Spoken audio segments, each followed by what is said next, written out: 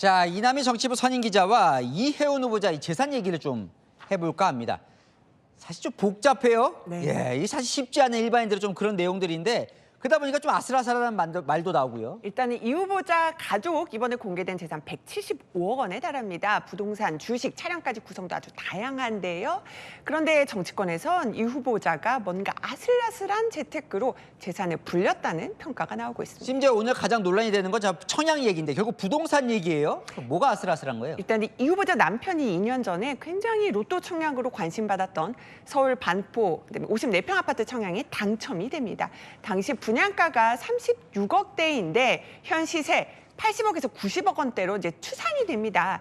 이 74점 턱걸이로 당첨된 것으로 보이는데 그러려면 부양가족 수가 최소 4명이 되어야 하거든요. 그런데 장남을 부양가족으로 넣었냐가 논란의 핵심입니다. 그리고 이제 장남이 이제 논란의 핵심인 건데 정확히 좀 쉽게 설명을 해주시죠. 자, 자녀를 부양가족에 올리려면 조건이 있습니다. 미혼이어야 되고요. 부모와 같은 주소에 같이 살아야 한다는 건데요. 그런데 장남은요, 2023년 12월에 결혼식을 올렸습니다. 그런데 2024년 7월에 이 후보자 남편이 청약을 할 때 미혼이 아니었다는 얘기죠. 당첨 이후에야 혼인신고를 하는데요. 그래서 야당이 위장 미혼이라고 비판을 하는 상황입니다. 그래서 좀 미혼이라는 게 논란이 되는 거고. 두 번째, 같은 주소에 거주한 건 맞아요?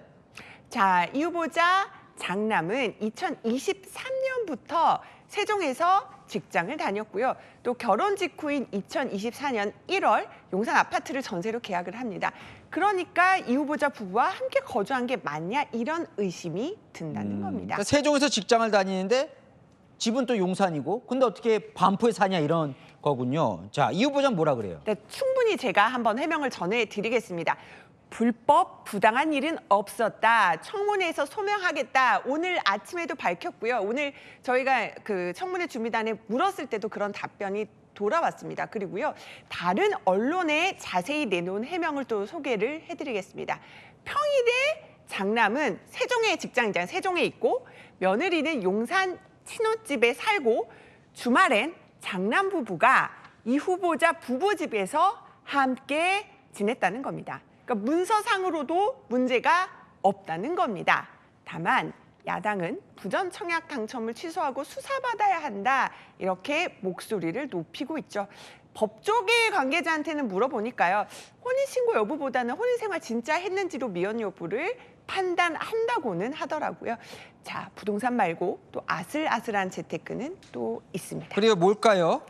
일단은 바로 가족 간 무이자 동거래입니다. 세무자들한테 물어보니까요. 요즘 고액 자산가들이 증여서 회피할 수 있는 수단으로 재테크 수법으로 각광을 받고 있다고 하더라고요.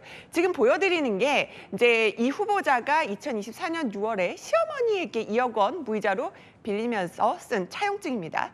보통 세법상 이제 친족끼리 돈 빌릴 때 연 4.6% 이율 적용해서 이자가 1,000만 원 넘지 않으면 세금 안 내도 됩니다.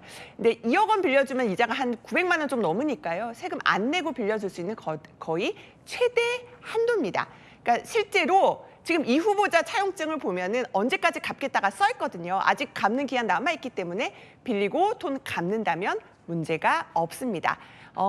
다만 이제 세무 전문가들 물어보니까요. 요즘 뭐 약 2억 원 정도 빌려주고 실제로 상환했는지 국세청이 확인 못하는 경우도 많다고 하더라고요. 그래요? 뭐 어제 차테크도 사실 논란이 됐잖아요. 어제 저희가 단독 보도해드렸죠. 자신이 타던 차량을 정치 후원금 내고 의정용 차량으로 더 비싸게 구입을 하고요.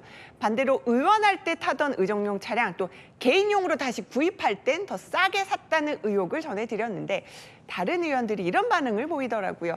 의정용 차량은 보통 리스를 하는데 차테크는 좀 염치 없는 것 같다고요. 예, 뭐 여러 가지로 어쨌건 좀 재테크를 한 걸로 보이는데 좀 어떻게 될 것 같아요?